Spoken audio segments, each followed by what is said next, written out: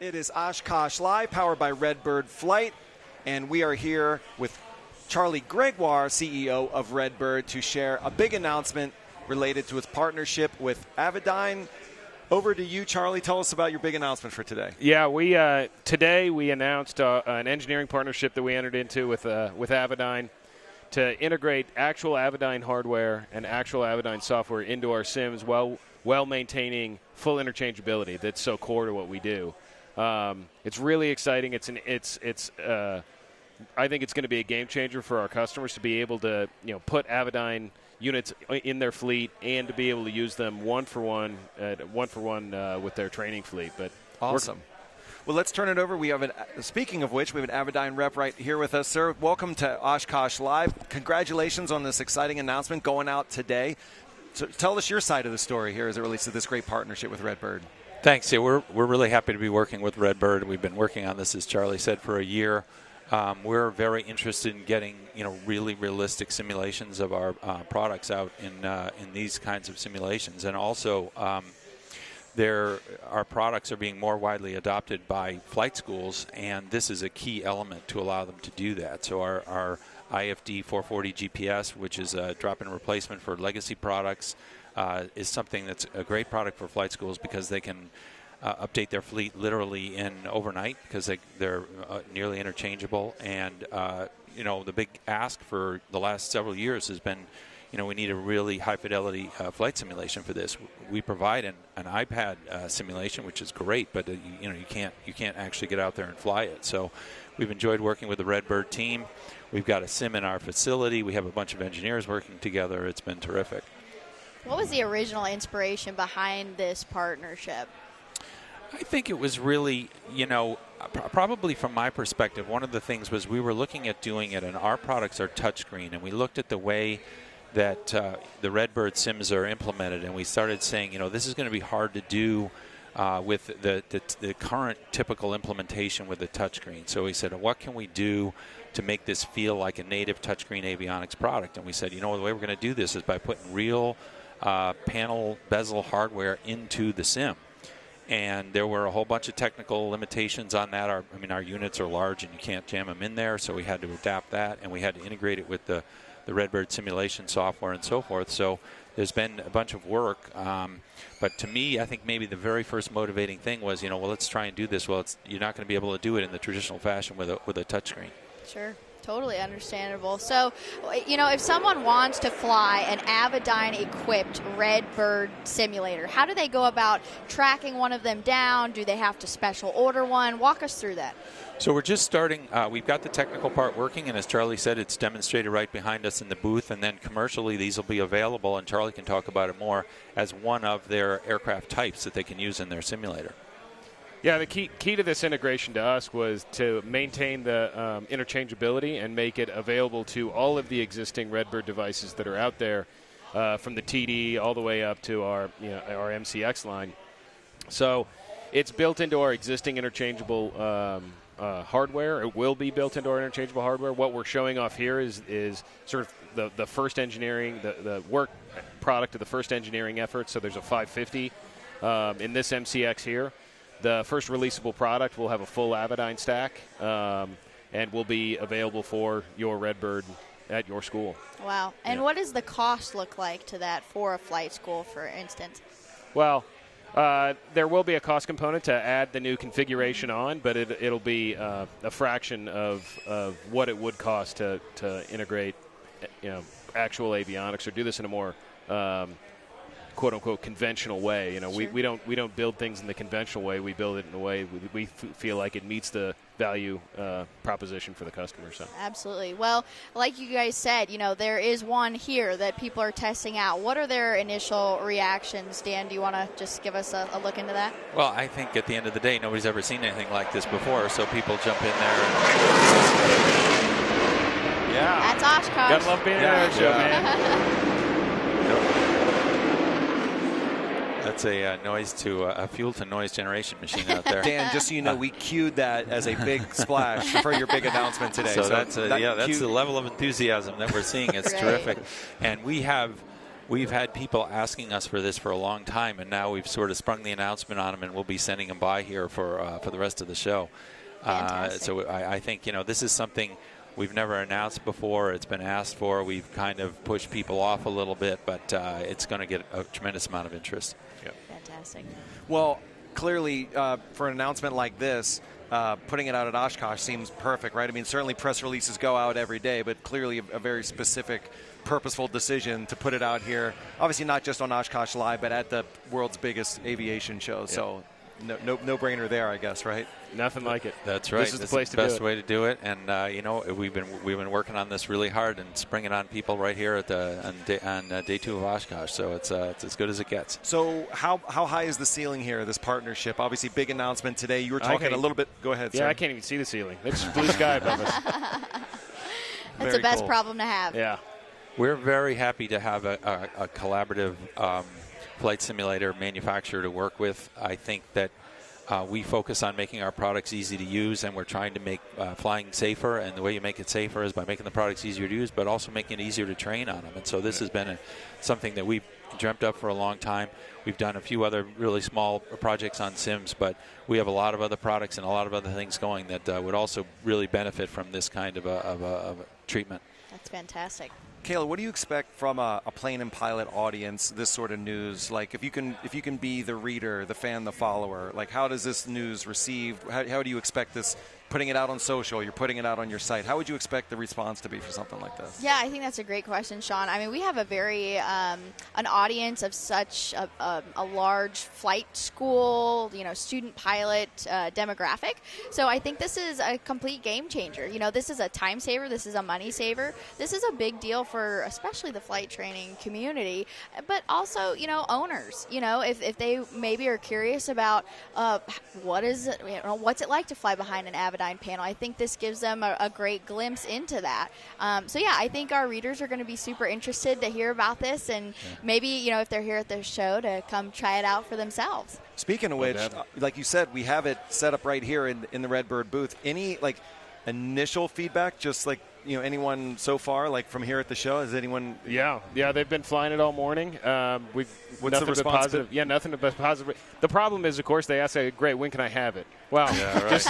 The question I asked. Yeah, that you're exactly. Like, whoa, hold your horses. Yeah, it's just some engineering. Yeah, but no way. It's it's so slick. It's so cool. Fantastic. And I think the thing that people will appreciate over time is it's perfectly authentic. This is, a lot of the simulation that's out there is kind of approximate. I'm an avionics guy. I see things that are approximations of avionics. They're not exactly right. And so this is going to be exactly right in terms of how these things work. Right. What's your favorite feature, Dan? Again, I come back and I say it's really cool to be able to finally do touchscreen stuff. Touchscreen, we started delivering touchscreen products. We were one of the first to do multi-touch. And the world is now, people interact with their screens using touchscreen. And so I think getting that out there so that people can use it in a simulation environment, that's really great. I think the other thing is just the integration with the whole Redbird product line. So we get to simulate a whole bunch of different airplanes with one project, which is great for us. That's fantastic. A whole bunch of birds with one stone. Yeah, that's right. I love it. Well, thank you, Charlie, for again joining us at the anchor desk. Dan from Avidyne, thank you so much for sharing this exciting announcement. Great news. Congratulations to you both. Sounds like you said blue skies ahead. So congratulations and best of luck to you both with this awesome new partnership. Redbird, Avidyne, so cool. Thanks so much for stopping by the desk and sharing your story with us. Thanks for having me. All right, Oshkosh Live, powered by Redbird Flight, continues. That brings us to, we are 2.5 hours into the show with more content to come. So we are going up next to the Kit Planes Hour. I want to thank Kayla McLeod from Plane and Pilot for being another awesome co-host. Stay with us. More awesome content to come on Oshkosh Live, powered by Redbird Flight.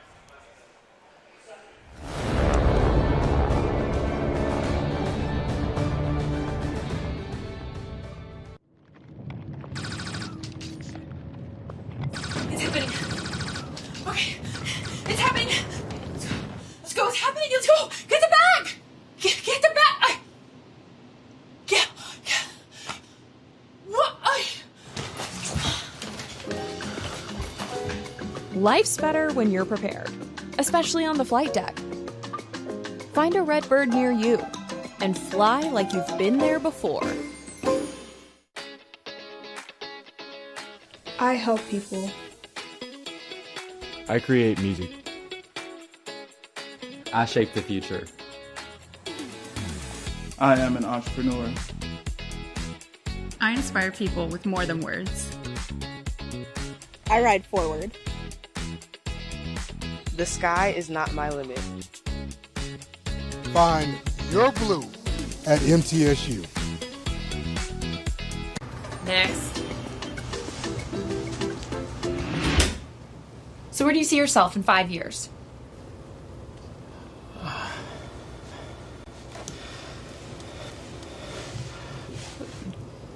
Trashed. Life's better when you're prepared, especially on the flight deck. Find a Redbird near you and fly like you've been there before.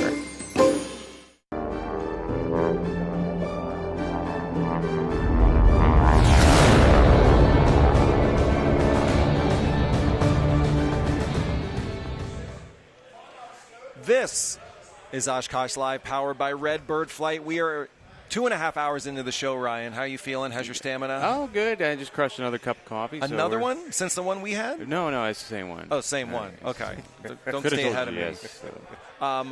Well, we are here at the Kit Planes Hour, and so no better way to start it off than to throw it to Kit Planes Tom Wilson.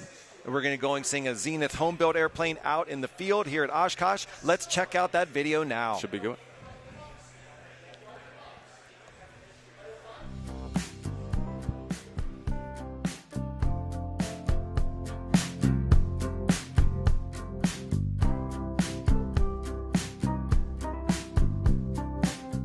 We're entering back into that golden age, especially because of backcountry aviation.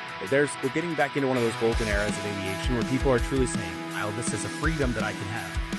Yeah, Tom Wilson here at AirVenture 2025. This is our first stop, so very excited to be here with Carsey Stilson, and we're going to take a look at his Zenith. When did you build this? I just finished this plane 2 weeks ago. It was a 2.5-year build process. I started in December of 2022. Why did you pick a Zenith? Interestingly enough, so I actually have a bush plane. I have a Rans S20 Raven, the hybrid version with the metal wing, and it's a beautiful plane, and I was flying that and got a lot of tailwheel experience, but it was built by somebody else. And as I kind of saw the bespoke, fun features of that aircraft that was the other builders playing, it was like, I work to build my own subcat. And I saw a lot of the people building these backcountry airplanes, and the Cups and the, all these other tailwheel aircraft, and I was like, what can a nose wheel aircraft do? And I kind of saw and I came to AirVenture back in 2021, 2022, and saw the Zenith, the Superduty. Because originally I thought, Zenith, they're kind of, they're interesting looking aircraft. Yep. But I felt the Superduty really rounded things out. The larger wheelbase, the bigger wheels, it just felt like a more mature version of a Zenith aircraft. And I was immediately drawn to it as the Jeep disguise. So I saw that kit and I was like, man, I want to make something happen. So I got one and I went to the rudder workshop that they do in Mexico, Missouri, experienced the build process, which is, to me was a whole new thing. I've never done any sort of aluminum work, metal work, like shop class at middle school, right? But after experiencing that, seeing the match full drill kit and how easy it was to assemble, put together, I was like, anybody can do this, right? Loved my experience at the rudder workshop, but had a kit arrive just a 3 months later. Obviously, always fundamentals, but performance and the personality of an airplane. You got a bigger engine on that swap. Yes. So I could see it bulging out of its cowling here. So what do you got hiding under there? Yeah, this is the Lycoming IL390. It's the non-certified version that's the kit. But it's more or less, it's almost the exact same engine as the certified variant. Very reliable, trustworthy, and powerful. 215 bores. And I just actually, on my way here, made it through the break-in period. I utilized the beauty of task-based flight testing to get all my tasks done. But that said, we were very much still experimenting and testing the aircraft as we traveled here. And after that break-in period, the engine is just running phenomenally. I mean, we're seeing cruise speeds. If I want to put in 12, 13 gallons an hour, I'm getting almost 120 miles an hour, which is pretty. That's dragging it along. It is moving it for a Super Duty. But at the same time, I can lean it back to 8.5 and still get nearly 100 miles an hour. So you can get there if you need to. Absolutely. I mean, I can go from, if I want 3 hours of endurance, or I can get almost 5. Right. Which is pretty great. Pretty good. Are you empty when you get there? That's it, if you use the power. Yeah, you can definitely push it. You know, I try to factor in that, but I think I found my really happy place is at that 10 a gallon an hour, going about 105 to 100 grand. It's great. It's good utility. Yeah.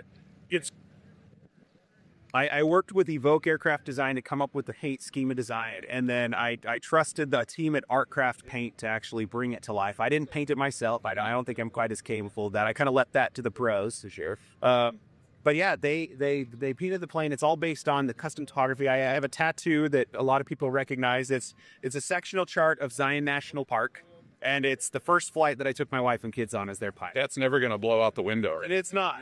I utilized this same topography, and I made a repeatable pattern that we put on the rear of the plane, and it kind of gradient. We have the light gray to dark gray gradient to bring that sectional chart out, and then we use that same topography in the seats as well on the seat back. We've obviously made the investment here in a constant speed. Yep. So this is the Hartzell 80-inch Trailblazer prop.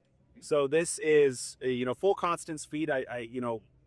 This is already a relatively nose-heavy aircraft, but this actually, because it's composite, I mean, Hartzell is so good about making such great composite propellers. I'm getting amazing performance, comparable to even a less heavy, when I factor in heavy, I'm talking about the hub and the governor into the constant speed proportion.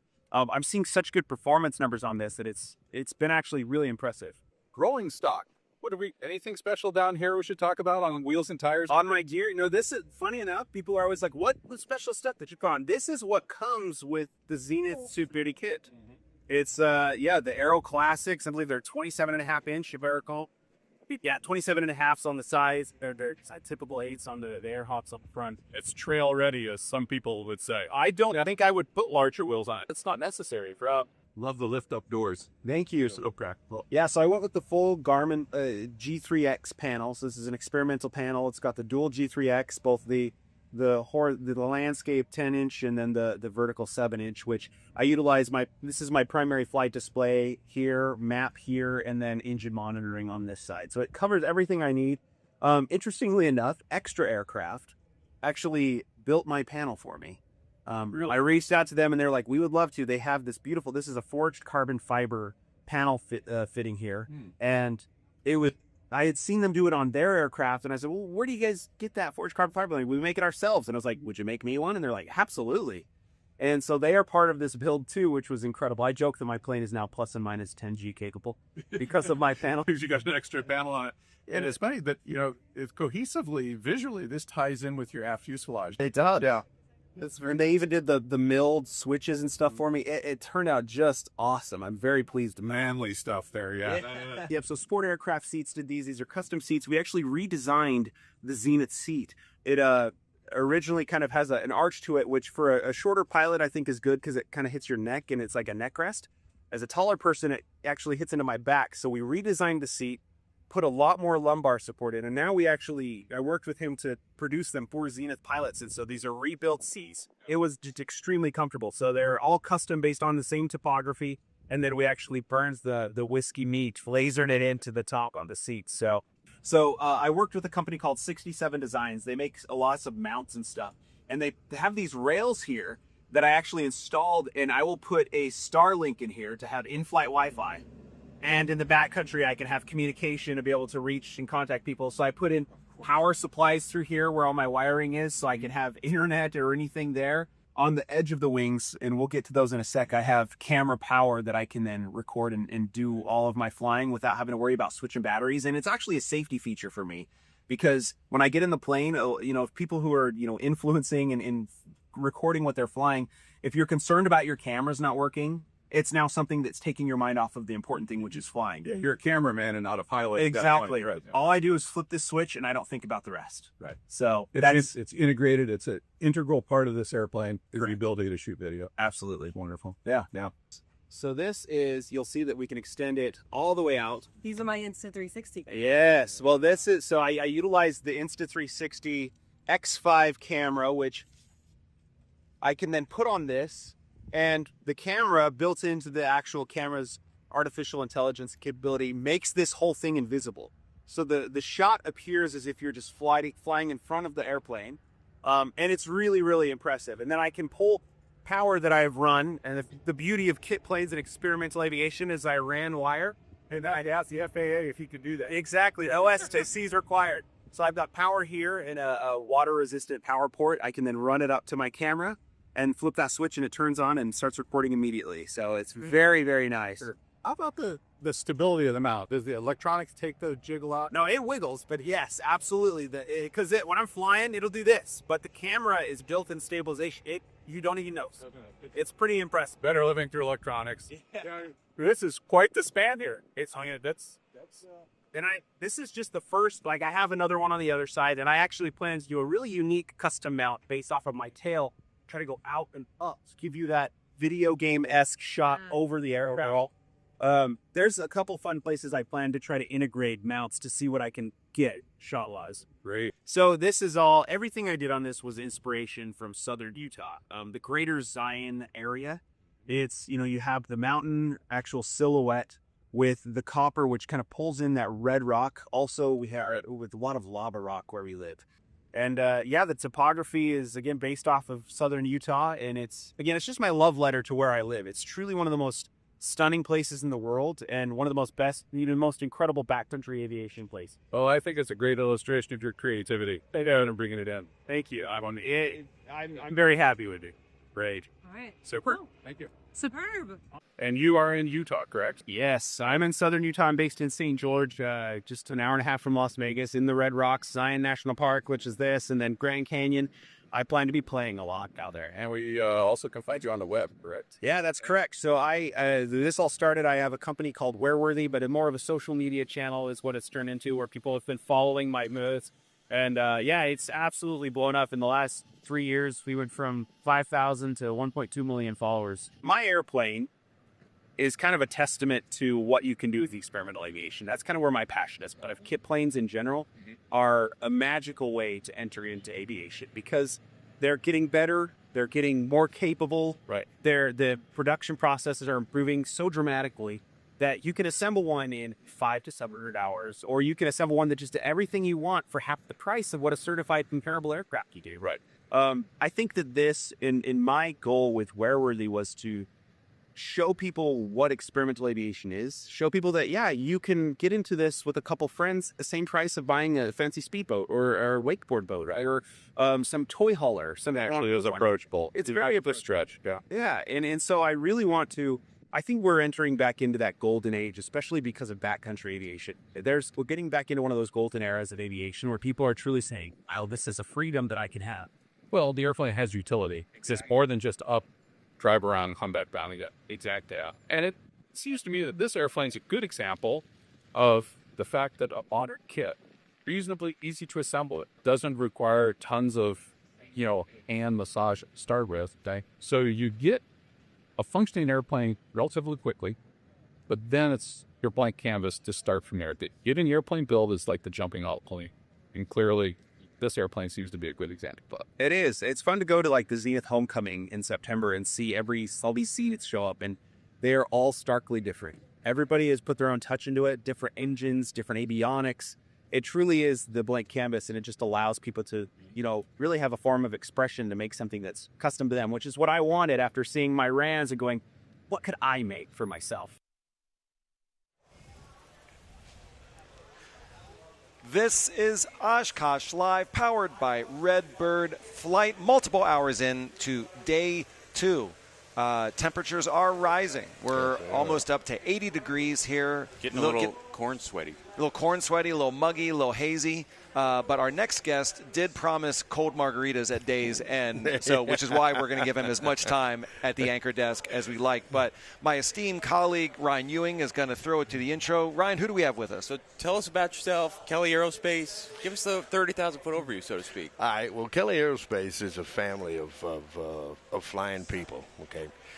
They're not just in this business because it's something they enjoy doing. They fly, they own airplanes, they maintain airplanes.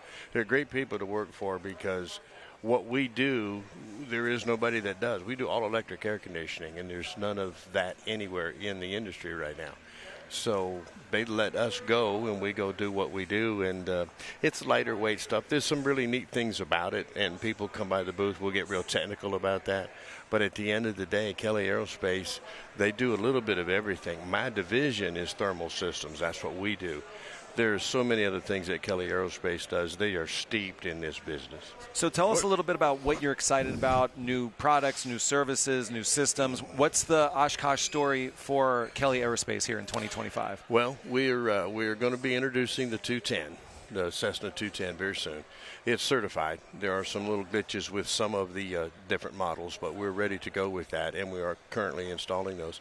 We're also have moved into the helicopter world, which is my background, and I'm really excited about that. We're starting with the Instrom 280.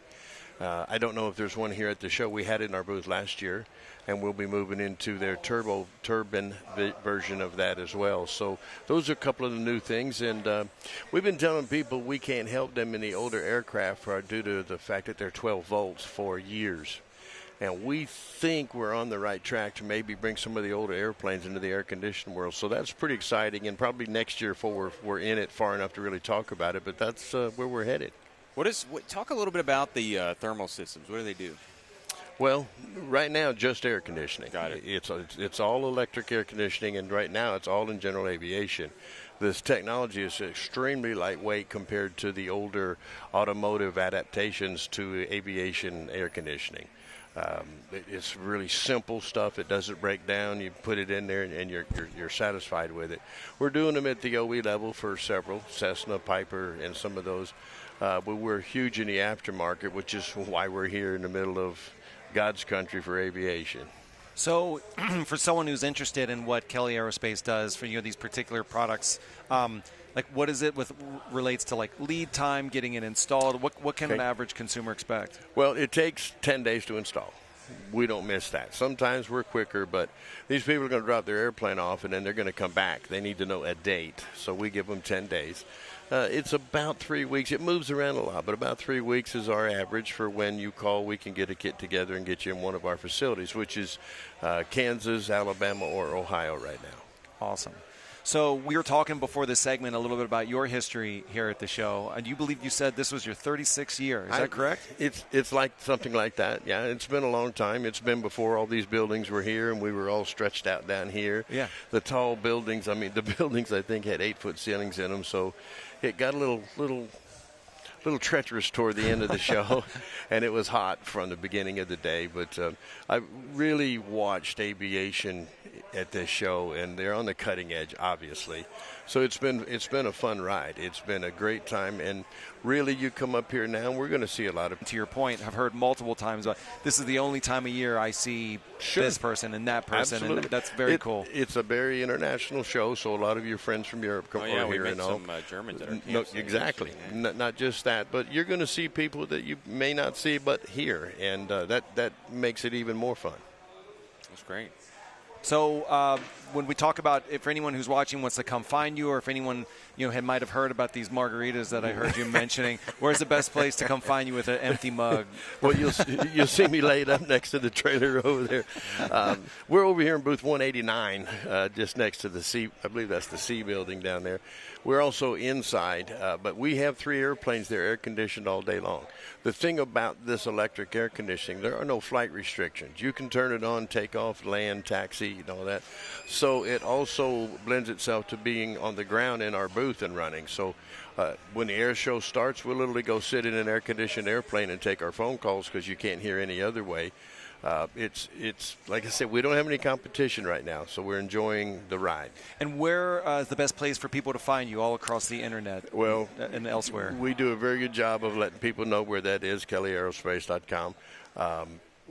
And all phone sales-wise are going to come to me so that we can establish where we're going to put you. We've got, as I said, different facilities. We have some dealers on the West Coast that do a really good job as well. So we're easy to deal with, I can assure you of that. Awesome. Great. Well, Walter Dodge with Kelly Aerospace, thanks sir. for stopping by. Look forward to seeing you later. Maybe toast one. I told today. you 189. Thank you so much. Thank you, sir. Thank you. Thanks you. Thanks. And now, stick with us. We're going to throw it to a video with Paul Dye, right? We're going to throw there to an awesome video with our contributor, editor, Paul Dye, on Vans Aircraft. Take it away. We're here with Carl. Beautiful RV-8A. Why 2008A? Well, I've flown many of the out here, and honestly, I did not like the okay, too close to good. Yeah, I don't like smoke, no. trading sweat back. Sure, I get it. And so I wanted to build an airplane. I'm an ex-Air Force guy, and it just reminded me of a mini T. Why the nose wheel? Because I had two friends help me build the airplanes. Okay. Really four. There's four of us building the airplane together. And I tried teaching those two guys. I promised them, you help me build the airplane, you can fly it all day long. Okay. Could not get him a tail wheel embarrassment. I tried. Couldn't get there, huh? Okay. Well, there's nothing wrong with the nose wheel version. No. They fly great. I love them too. They're 1 mile an hour slower. They are. Yeah, but you'll never better. But never see it. I pass regular RD8s all the time. All the time. Yeah. Well, tell us a little bit about what you've done specially. I chose the Aerosport engine. Okay. L360. Okay. The 9.5 to 2 compression cylinders on it. All right. With the Veteran exhaust. So it dynoed over what would you know? Okay. And it originally came with a 6-pack instrument panel. It's what I had in there because at the time I built it, it's 22 years old. Wow. And when I built it, the glass was just in the infancy. Sure. I didn't want to do a Commodore 64 type screen. Sure. And so I had just the basic 6-pack. And 2 years ago, I upgraded it to the dyno. Very clean panel. And my original panel had the glove box or map case. Right. So I wanted to keep that. Let's go. That's right. Thanks for joining us on Kit Planes here at Oshkosh Live. Much more to come. And thank you to our sponsor, Avemco. Avemco is also the sponsor of the I Learned About Flying From That, the Sure Flying is. Magazine Great podcast. Check that out. More than 100 episodes there. We're going to throw it to Russ Niles with AvWeb to take over the next block of time. Stick with us here at Oshkosh Live, powered by Redbird Flight.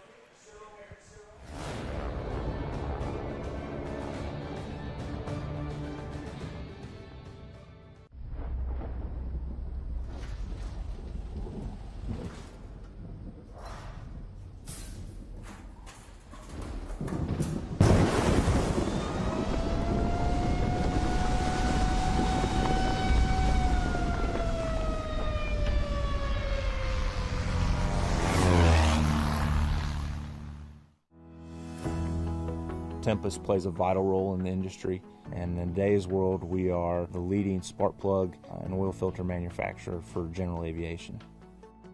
We've been able to not only release new products, but we've taken legacy products and created innovations. We take great pride not only from a design standpoint, but from a manufacturing standpoint, all the way down to making sure the customer is satisfied with the product. Quality, innovation, performance. Tempest.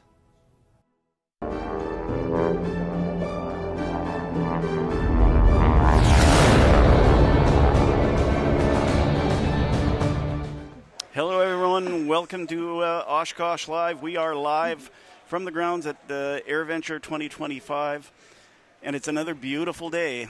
We are we're getting Chamber of Commerce weather, and we're enjoying it. But we also have heard that it might get a little bit rocky tomorrow.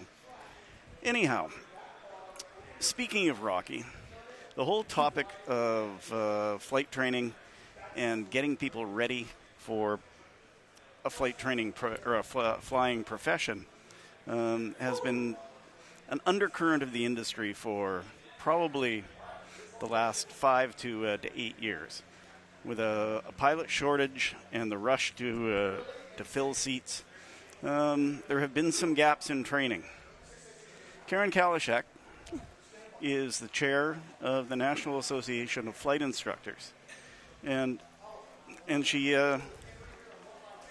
has a direct view of all the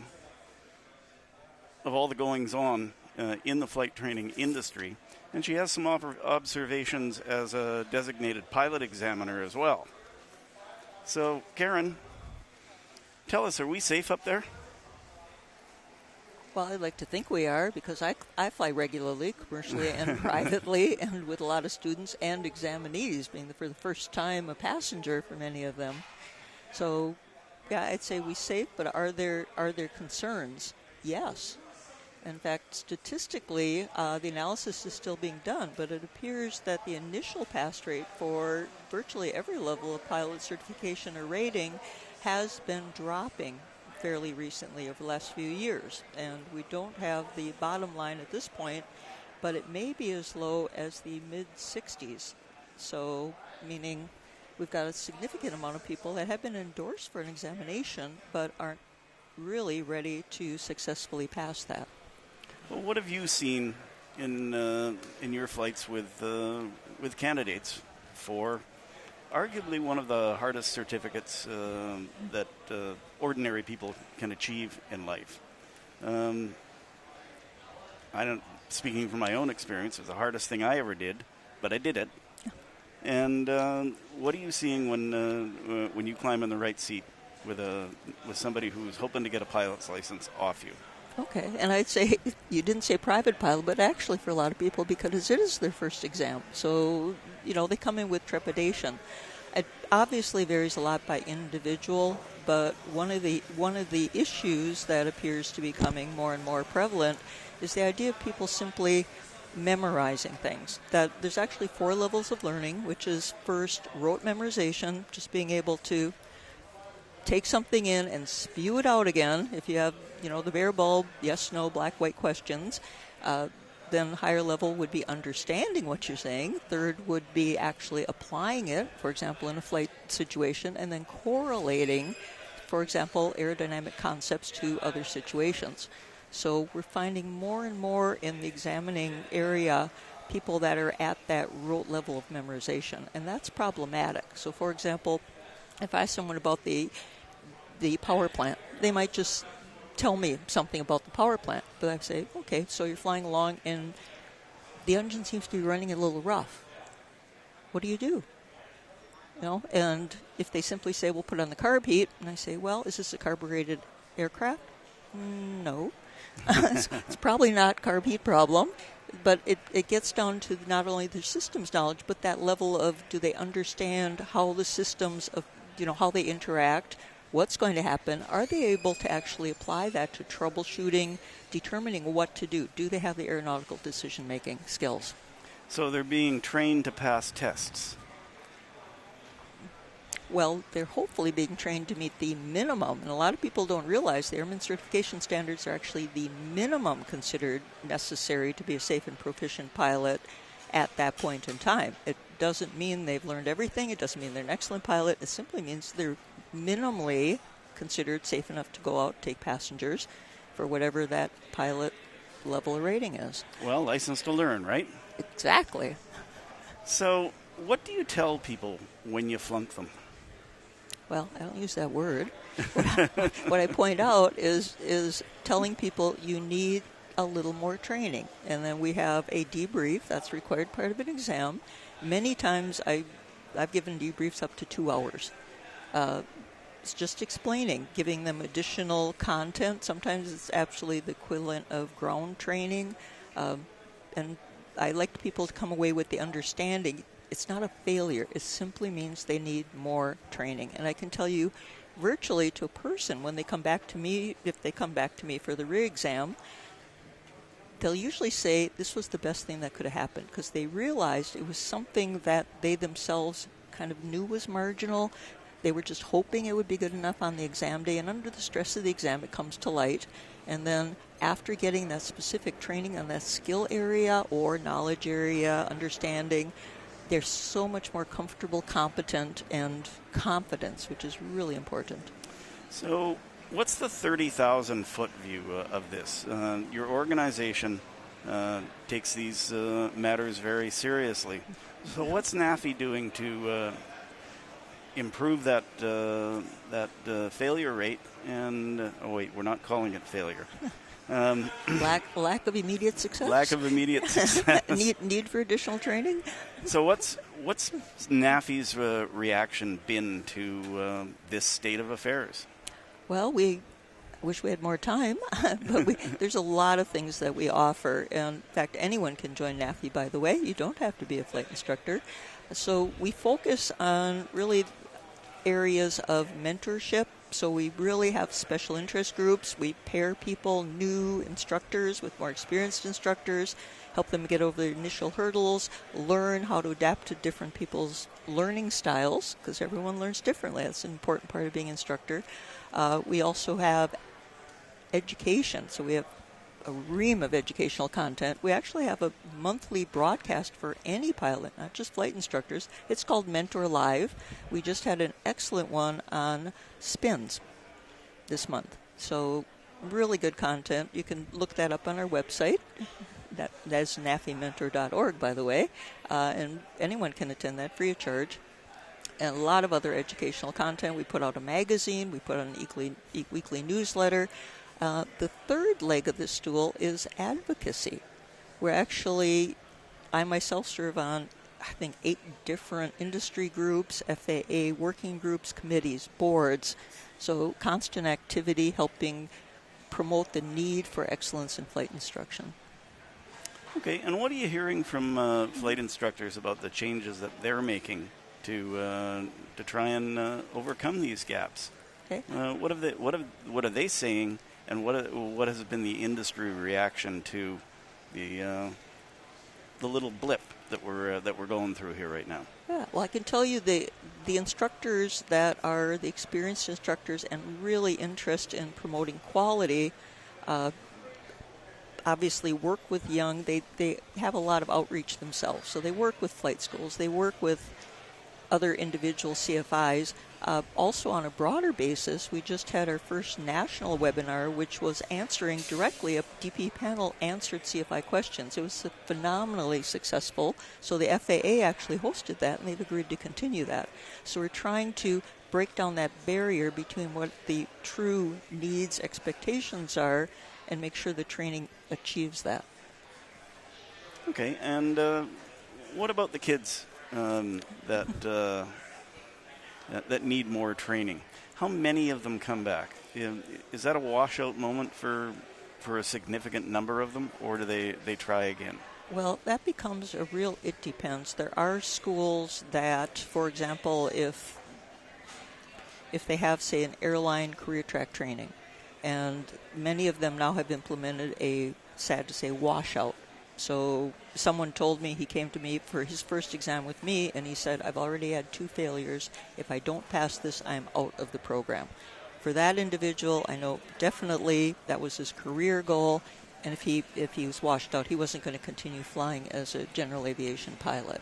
So I think it really depends on the person, and you have to have that motivation, that passion for aviation to get through, and resilience to get through those tough spots, because we all have them at some point. Okay, so we don't really want to dwell on the negative too much here. Mm-hmm. There must be the bright lights, the kids that really get it, and what sets them apart from the people who have problems. I'd say it really boils down to, and this may seem a little unusual, but we always use that term PIC, right? Yeah. Pilot in command. Right. And what I see is a clear distinction is that acceptance of the PIC authority and responsibility. And that, if you look at it, if you come in with an attitude, I am going to be responsible not only for myself, but for every person who ever flies with me. And you realize I'm responsible for their safety, for their lives, that actually creates an internalization of saying, I need to learn more. I need to be the absolute best pilot. I need to know what I would have to do if something didn't go right. And that just, I've seen that spark hit people when they have that realization, and all of a sudden, yeah, they're really interested in learning about systems and doing scenario understanding. If this happened, how would I respond? So I think it's just creating that spark to realize that no one's there to hold your hand. Right. So I think I had one of those moments myself. Really? Yeah. First time I took my wife for flying, we were actually looking at some property and assessing whether it would take an airstrip. And engine burbled a little bit. And she said, "What was that?" And I said, "I don't know. I think probably a little chunk of ice went through it." And it really turned me into a better pilot. It got me thinking about what if scenarios with everyone that I flew with, not just loved ones. And it set me on a course to learn more about the systems, learn more about how it all works. So it really is a lifelong learning experience, right? Mm-hmm. So tell me a little bit about your flight experience and how long you've been at this. Oh, okay. I didn't know if you know, but I was actually a late starter. Actually, I started in my mid-30s, but didn't finish my training. But I learned if you don't have a good fit with the instructor, what can happen, which really later informed my own instruction. And then at age 50, which was 20 years ago, I decided I was just going to check that box and finish that private pilot rating. And I had an excellent instructor, and very quickly, within weeks, realized this is something I want to do professionally. So I transitioned from what I had been doing, which is international consulting, and set a long-range plan, built my time, built my certificates, and it all came to fruition. What's the difference between older candidates and younger candidates? Are the skill sets different, or are the attitudes different? I'm probably pretty sure that the attitudes are different, but tell us what your observation is. Well, and maybe even your personal observation. There is some truth, because I was the older learner, right? Right. It really is individualized, but we're all at continuum, right? Mm-hmm. I mean, if I had started to learn to fly when I was 17 or so, oh my goodness, the invulnerability would have been through the roof. I mean, I was out there, the one that was drag racing at night, things like that. So you tend to see a lot more of the invulnerability and the impulsivity in a younger generation. The older generation tends to be more innately cautious because we have life experience, right? But at the same time, we have, in general, slower reactions, and you need a lot more repetition typically as you age to have things sink in. Once they do sink in, they're there. But we all need continuing training, and we all need repetition for proficiency. I just recently flew with a pilot who hadn't flown for 6 months, and he thought he was just going to jump in his plane, and he said, I need a flight review. His skills weren't up to the level they need to be. So it became a lesson. He was very happy. He recognized it himself. We had a real heart-to-heart, but you can run into that. As we're older, we really have to commit to more rigorous and regular flying, I think, in order to maintain those skills. Well, we need all pilots, and it's been a pleasure being with you today, Karen. I know that you're busy. You got to get off to your next appointment in your very important position, fundamental to the industry. Thanks for joining us. Next up is our cool plane of the day, and it's a super cool plane. It's a Piper L4, the military version of the Cub. Wait till you see it. It's beautiful.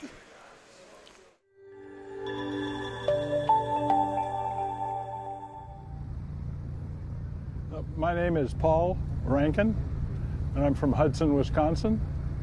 And my Piper L4 Grasshopper is based at Lake Elmo, Minnesota, just east of St. Paul. The Piper L4 was one of many observation liaison aircraft during World War II, used for spotting, taking brass to the front lines, utility, litter cases, a multitude of missions during the war.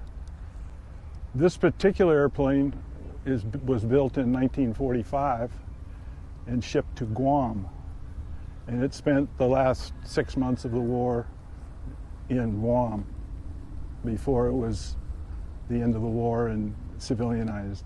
Okay.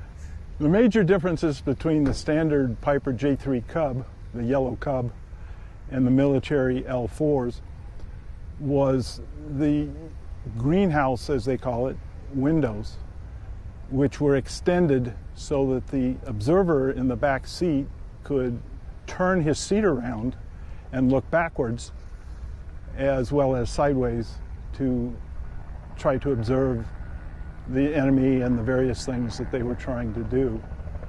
So the easy way to differentiate the standard Cub from an L4 is the extra windows. And unfortunately for the civilian version of the L4, we can no longer turn the seat around. After the war and the airplane left Guam, it found its way back to the United States, where it bounced around the country for several years and then was in storage in a barn. The previous owner, for me, found it in this barn which had collapsed on the airplane. And so he did a very nice job of restoring it back to original. And I think it's a very well done airplane. The name is because of his wife was named Nanette, and the logo and diagram actually comes from a B-24 that was lost in the Pacific during World War II. I learned to fly in a tailwheel airplane, a Cessna 120, and I've had all my life been flying tailwheel airplanes, and the J3 Cub is one of them that I've flown quite often. And it's a wonderful flying airplane. They were trainers back in the early days, so they're very simple to fly. They teach you a lot about flying, and they're a very reliable, fun airplane. The door opens, and you can open the door in the window in flight, and it's great to look at the cornfields as you fly over the cornfields, and it's just a delight to fly. I'm a flight instructor, and I fly a lot of tailwheel airplanes, and I teach a lot of tailwheel airplanes in J3 Cubs. And it's fun to pass the knowledge and the skills of a bygone era to new pilots that are otherwise unaware of the fun of a tailwheel airplane.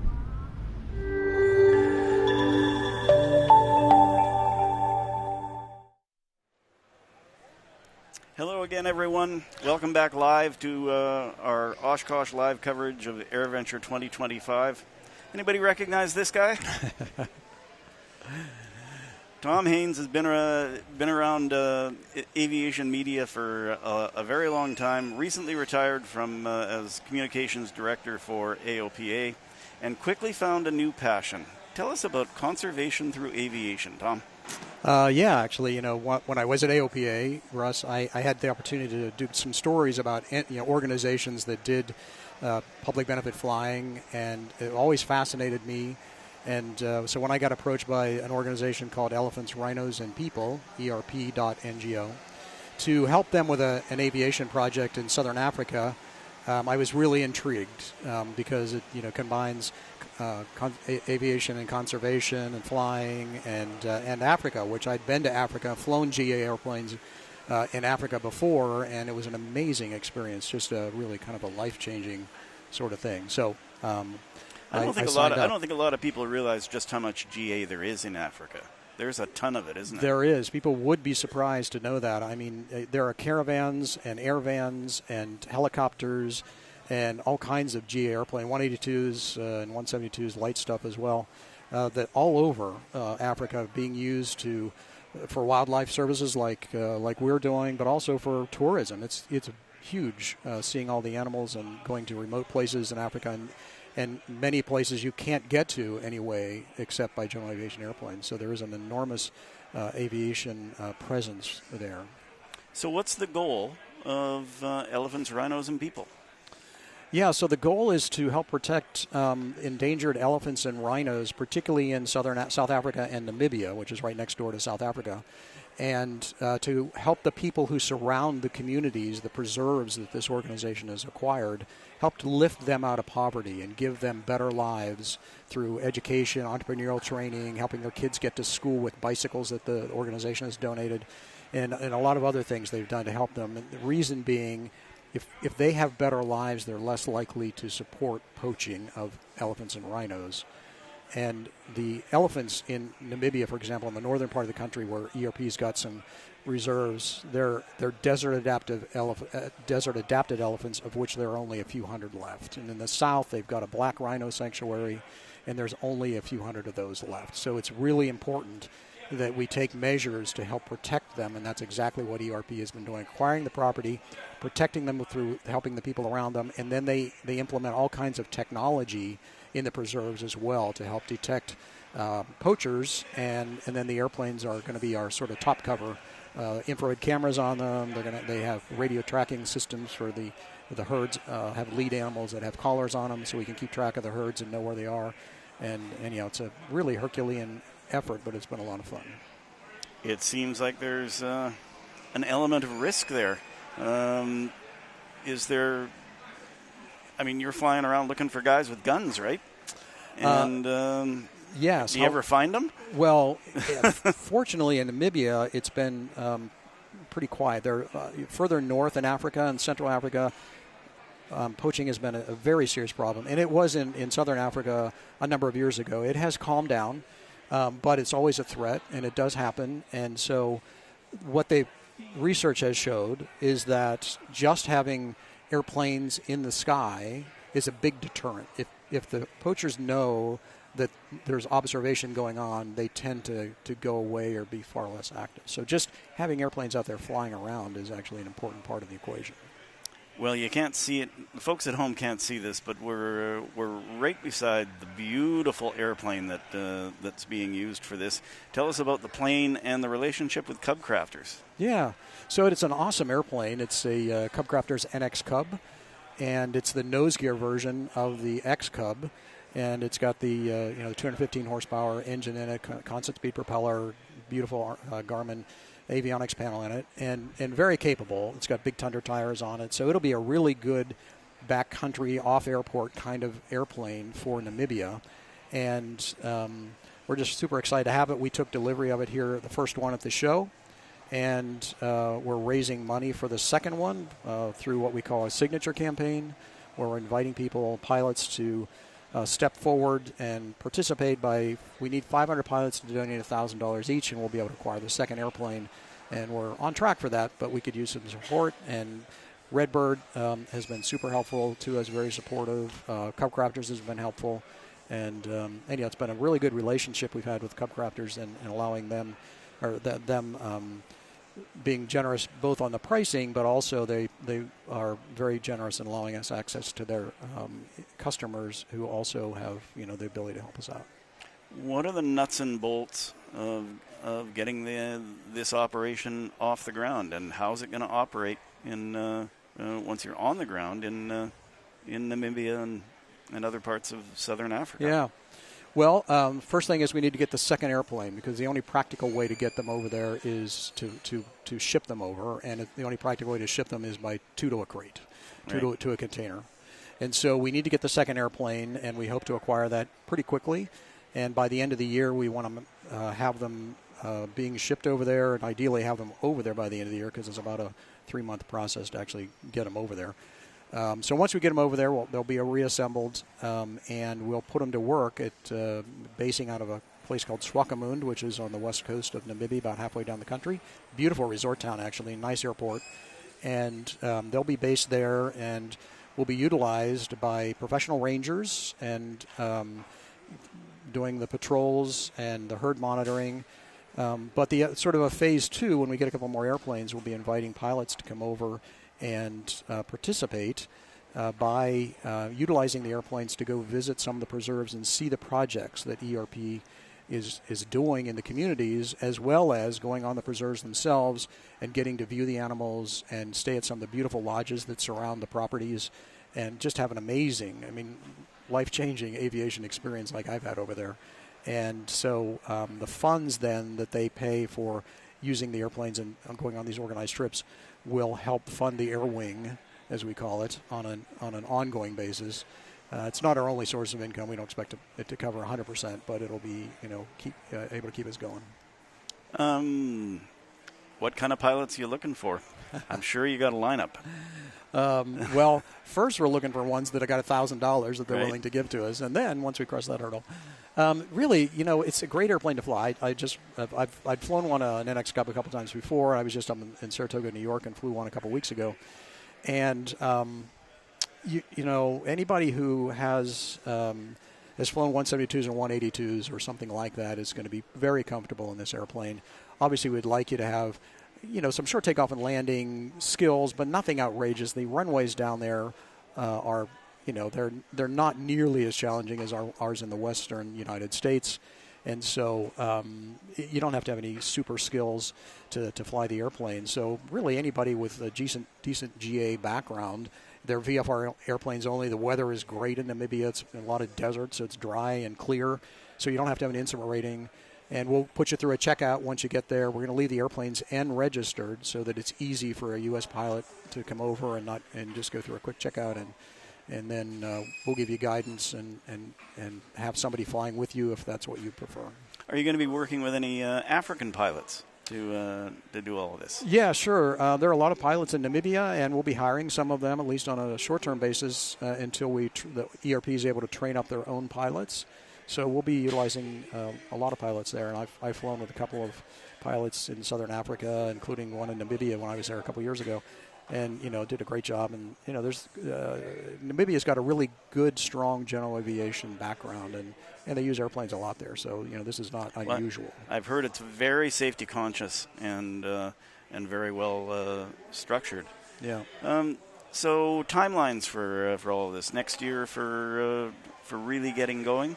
Yeah, it'll be depending on how long it takes to get the second airplane. Yeah, I mean, ideally we'll probably be up and running early next year with the airplanes reassembled and put to work. It'll take us a while to get everybody trained up, and cause we're going to send. We've already got lots of flight instructor volunteers from the U.S. who put their hand up and said, "I want to go over and help check out your pilots." So that'll happen, and then. So I would guess by mid-year we'll definitely be up and operating with at least 2 airplanes and working on additional airplanes. And then later in 2026 is when we'll start to think about inviting pilots to come over and experience Namibia via general aviation. Okay. You're a Bonanza pilot. What was it like the first time in a little hot rod like this? I'll tell you what. I'm not the seat of the pilot. Seat of the pants pilot. I'm more of an instrument pilot, procedures pilot, right? So I really had to get my stick and rudder skills back again to fly this. Not that it was hard.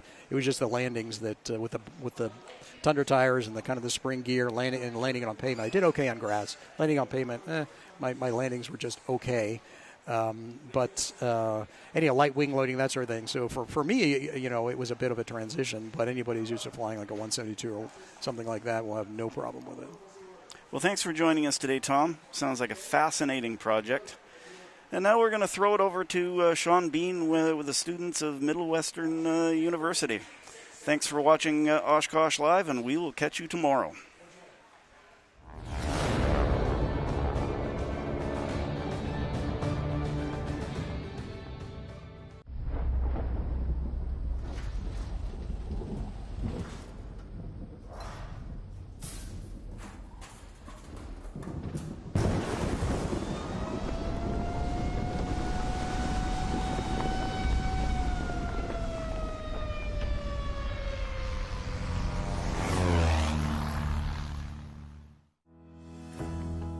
Tempest plays a vital role in the industry, and in today's world we are the leading spark plug and oil filter manufacturer for general aviation.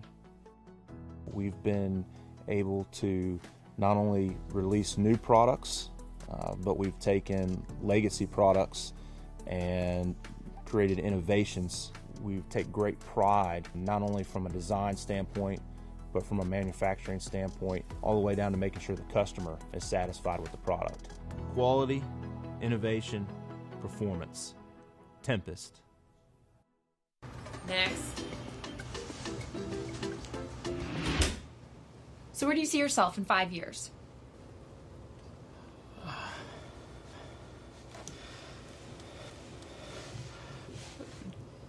Trashed.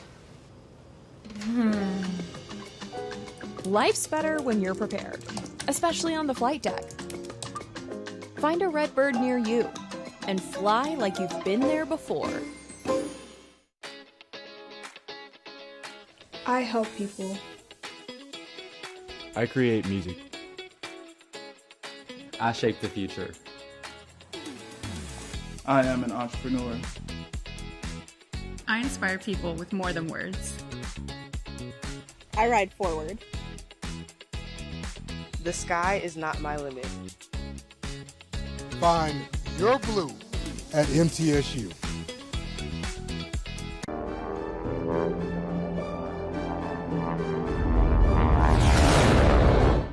Standing by. 5, 4, 3, 2. This is Sean Bean. I'm back. Oshkosh Live, powered by Redbird Flight. I have gotten out of the Redbird booth. They set me loose out into the field. So I wandered over and saw the bright blue tents to wander into with the good people of Middle Tennessee State University. I am here with Jonathan, Aerospace Ambassador for MTSU. What's up, Jonathan? Oh, not too much. I'm enjoying Oshkosh. Happy to be here, having a great time. Great time. Just two guys with powerful beards here to talk aviation. So, Jonathan, let's do a little bit about your journey. Tell us a little bit how you got the bug and your education and growth through MTSU. Yeah, so I was 16, 17 years old. Was really interested in getting interested into aviation, airplanes, and all of that. And I was gifted a discovery flight, so kind of introductory to flying a small airplane like the DA-40 standing behind us here. So we took off from that moment. I knew that was kind of caught that aviation bug that so many other people around Oshkosh here have. And I lived in Murfreesboro pretty much my entire life, and having a school like this in my backyard after catching this bug kind of seemed like a perfect fit to attend this great university. Yeah. So tell us where you are in your journey as far as education. Have you moved on beyond that? Where are you at now in life? So I'm going into my junior year in the professional pilot program. So we do offer 7 concentrations, but that's our most popular and the one I'm flying in. So I passed my instrument rating check ride about a month and a half ago. Oh, congrats. So, thank you. And I'll start my commercial certificate hopefully this fall. I start training for that. Okay. Well, we have... Yeah, as you know, I think if anyone wants to know why there's a golf cart shortage in America, it's because they are all here. And I think I have found the coolest golf cart of all of them, Jonathan, which is obviously right behind us. Right here. behind us. You can't believe. Wait till you see this golf cart. Show us what we're looking at here, Jonathan. So this is our Diamond DA-40 Diamond Star. This is our primary single-engine trainer for our professional pilot students. It is a single engine, like I said, mostly composite airframe structure, which makes it really light, and with the engine in it, also pretty fast. So we want to go around to the other side. Yeah, let's go around. We can check out a couple of things that make this aircraft so special. No, I'm a relatively sizable dude. Is this really am I too large to fly this craft? No, absolutely not. I think, I'd say we're about the same height. I'm about 6'2", 6'3". I fit very comfortably in this. I know the canopy looks like it can be a little bit low, but I've never experienced any issues with it here. So at what point in your education are you, as a student, or going to experience this? Like, where does this come into your education? It can the flying portion of the professional pilot degree can take roots as early as your freshman year. Second semester is when our incoming freshmen will start working on either the private or instrument certificate, depending on a couple of caveats right there. Okay. So you'll start that flying portion then, and then hopefully every semester you'll complete a certificate that you're working on, and then move on to the next one the following semester. Okay. There. Well, let's take a quick look. We actually have a young aviator to be here. Also, love the seat covers. My father-in-law drove a Nissan Z, and he had seat covers like this. He was the man. So anyway, very nice seat covers, look. very soft. So what we're not get a look. We'll maybe get a chance to look inside here, but can you tell us what's happening inside the cockpit here? Yeah, we can get a little bit closer here.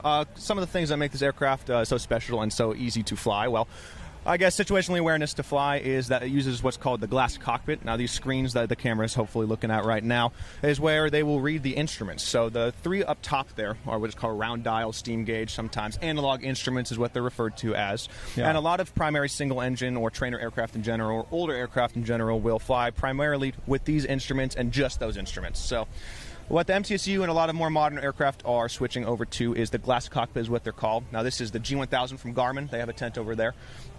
And this will consolidate all the same information that these instruments up here are reading, and much, much more, and make it much easier to read, easier to scan, increase your situational awareness, and give you more information than a typical round dial instrument would. And what would you say, how many check bags, how many carry-ons with this? With this, it has a useful load of about 600 pounds, so if your student instructor are weighing about 300, you could put about 300 pounds in the back-ish. So okay. I've flown with... I have a friend who's an offensive lineman, former offensive lineman from Oklahoma State, so I could just go with him, right? Probably just the two of you, maybe, depending on how much baggage you're bringing. Thank you for letting us interrupt your lesson there. Thank you. Sorry to interrupt. Much appreciated. Thank you, Jonathan. Maybe you want to take a look from the front. Yeah. Super cool view here down the prop. Beautiful profile. Very cool. Now, is this something particularly that the school settled on? Like, are there variations to this craft as far as, like, when it comes to learning? Like, is this... Yes. So there are a few variations of the Diamond DA-40, lots of different add-ons you can do, and I'm not an expert, but to my knowledge, the MTSU is going all out and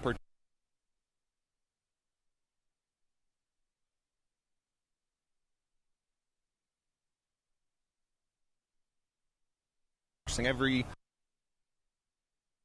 If your colleagues along the way here, please let us know. Be happy to say hello. I'm going to go bother your man Andrew here in a minute. All righty. So we'll follow you, go around. I have cornhole out here in the front, a couple seating areas shaded that some of the professors and other up higher people than me So are as we head sitting into here. the tent, any particular area, person we should start with? What do you think? I think we could just start over here on the right with Okay. our alumni board. All right. So this right here, would you mind if we got in here? That's okay. So this is our alumni board. If when alumni come over here and say, "Oh, I graduated from the program," and blank. Is Haley on here, our guest from yesterday? Haley she on your is, alumni yes, board? she's up. Hey, here, I there she is. believe, on Congratulations. that picture. If she's not, then I Congratulations, Haley. apologize. But she's definitely in this picture right here. Awesome. So, yeah, they'll come in here and say, "Hey, I graduated in blank." We'll get their Polaroid taken. They'll get pinned up here with their year that they graduated and their name. And then they'll also get an MT Aerospace hat and special pin. So, alumni, if you're out there, come check us out. Come get your free merch. What if get your there's name up somebody here on the like board. me who maybe didn't graduate but would still like a pen and a sticker? Oh, we might be able to slip something Okay. under the table. But yeah, Awesome. let's grab something for you right now. Thank you got you a very Redbird much. hat, we'll grab the MT hat. Absolutely. So let's move on over here. Tell us yeah. what we're looking at here at the center table. This center table is what they're calling the don't touch table. Okay. So this has a couple examples of what our unmanned aircraft system concentrations will be building and flying. So all three of these big drones right here, they are student made and they will make in our state-of-the-art unmanned aircraft systems lab on campus. Sir, back are in you Murfreesboro. responsible for any of this work? I am not. I'm actually with the maintenance program at MTSU there, so part of the maintenance management program there. So I'll be working on fixing the airplanes, anything like that. As for the drones, I know it's one of our quickest growing programs right now. He's actually a little more... I mean, I just want to know, you're telling me you can't help me get a personal pan pizza by drone? He can. Okay. All right. Well, tell us your name, gentlemen. Sir? My name is Daryl Hickman, Jr. Okay. I'm the UAS operations manager at MTSU, and this is some of the drones that we build at the school. Awesome. One of the first drones they built, like a box quad. It's pretty much a cardboard box with some balsa wood, and the student came up with the idea of using a pizza box instead of the cardboard box. Now, it's not as stationary, and it's a little cost effectiveness is not there, but it's something that possibly in the works later on. Well, I mean, with the state of drones exploding, tell us how this is impacting the school and you. Like, what's your view on it from inside? Every day we think you have something and it's like something new is coming out. So we're trying to evolve along with that and make sure when the students do leave the MTSU, they have all the tools they need to go forward from there. Awesome. Man, I'm just looking around at all this cool stuff here. Anything else you want to show me? What we want to point out over here? This is one of our, I would say our senior year class. Okay. Right here. This is one they build from scratch. We give them the 3D parts, they put everything together, but this drone can be flown from a laptop. Doesn't need a controller and all like that. They understand all the parts, they understand how it's made, understand the programming you need, and a lot of the stuff that we use is open source, so it's not like you have to pay for it. A lot of drone people are coming together, making open source products that we all can just build off of and grow from there. And with being 3D printing exploding like it is, you can build things like this, a Lego drone, and keep going from there. Awesome. Well, if I could show this, when I went to college, this was what I was using my freshman year. So this is really where my education began. I was a film major, but they started us off easy. Oh, of course. So thank you so much. Again, to find more information about the program and what you got going, there's a cool place on Instagram or online for people to find more. Unmanned aerial systems on YouTube and Instagram. So we have those two. Thank you so much for your time. All right, Jonathan, what else we got here? This is this is clearly the merch table. This is one of our two merch tables, yeah. It's almost identical to the other one on the right that we passed by. You got some pens here because you never don't need something go ahead. to write with. Can I go ahead and Grab get one of one? those. Thank you so If much. you're interested in our program, you want to hear more about our aerospace program and the 7 concentrations we offer for undergrad and 3 for our postgraduate degrees, you can find out more about those.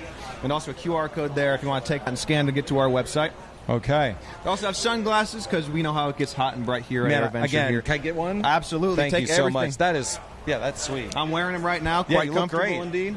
indeed. I see our man Andrew over here trying to sneak behind the camera, sir. We want to get you right here. This gentleman right here, responsible for marketing communications for Middle Tennessee State University. Thank you, Andrew, for a minute of your time. So if I could hand you the mic, well, I'll show the mic. So many microphones. Tell us, how do you market and how do you communicate all the cool things that are happening at your school, specifically around the aviation program?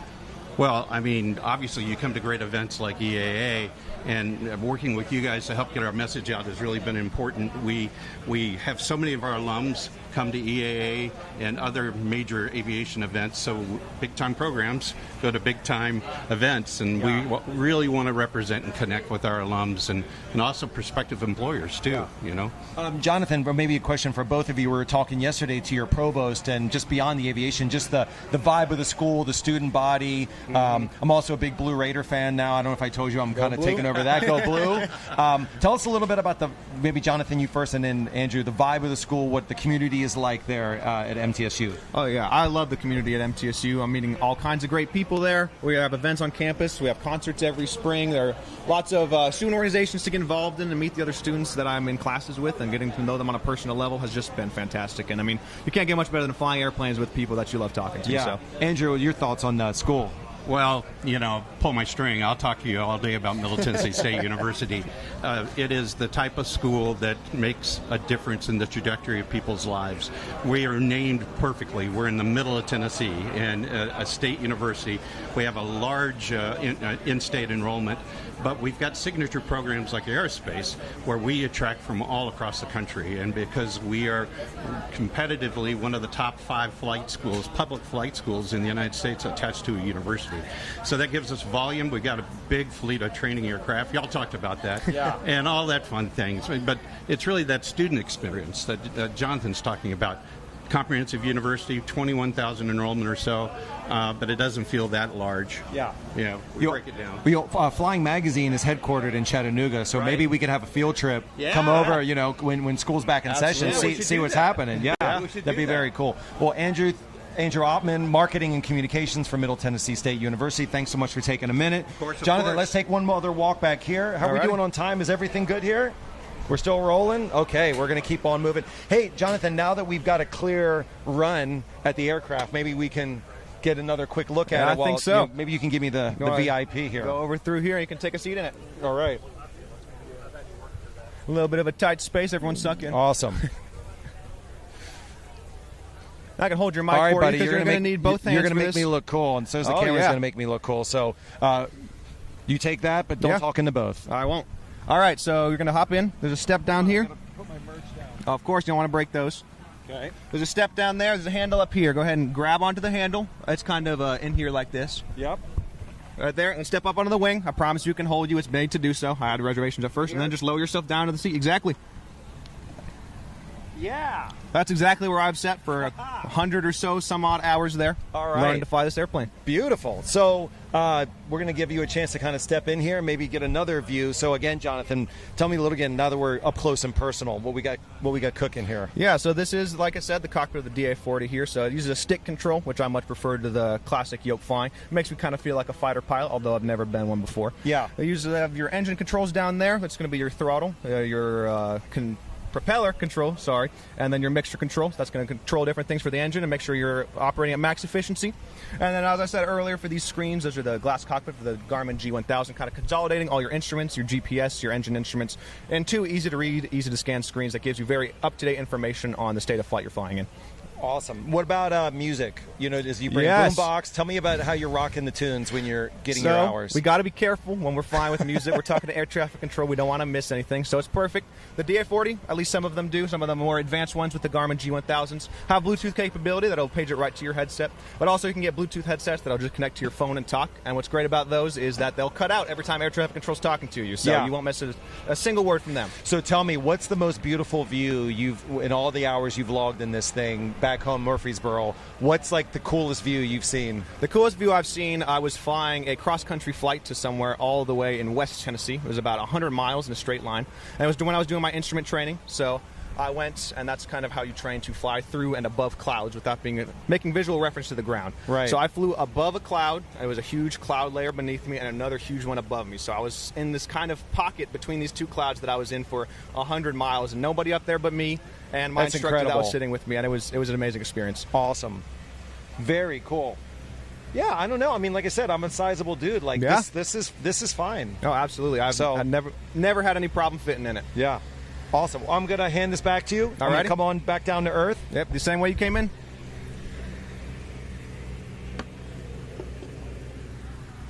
Look, like a real pro. Absolutely. You're basically a pilot now. That's badass. Thank you so much. You're welcome.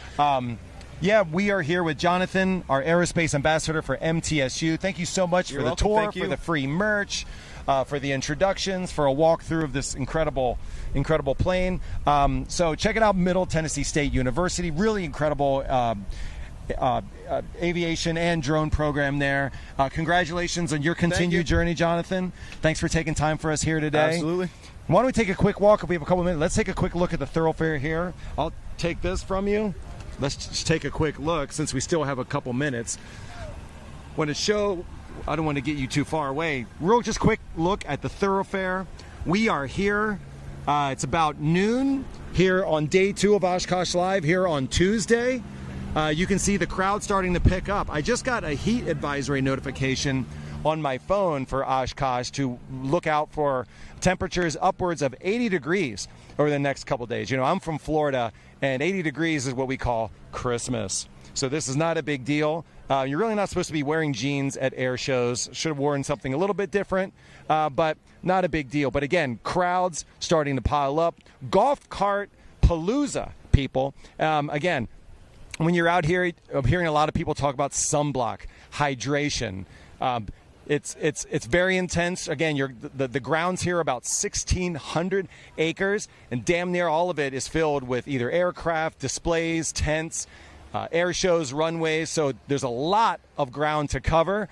There are some tractors pulling trams. There are some golf carts taking people around, but really you're on foot. This is the Coachella of Class C airspace. So you're going to get a lot of people, a lot of revelry, and it's a pretty awesome scene here on day 2.